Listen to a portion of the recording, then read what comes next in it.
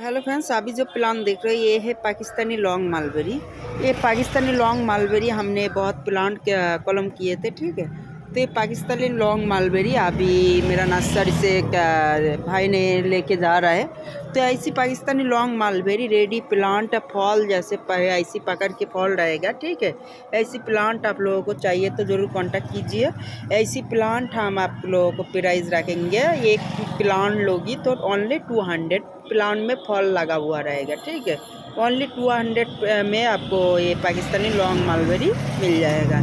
और किसी ने ओनली पाकिस्तानी लॉन्ग मालबेरी एक ही प्लांट ऑर्डर करेगा तो ऑल इंडिया से कोई भी जगह से ऑर्डर करेगा तो ये एक प्लांट का कुरियर चार्ज लगेगा 120 रुपया, ठीक है। पार्शियल चार्ज लेके 120 के अंदर एक प्लांट चला जाएगा ऐसी फॉल लगा के, ठीक है। तो 200 आपका एक प्लांट और 120 रुपया कोरियर चार्ज, टोटल 120 रुपया।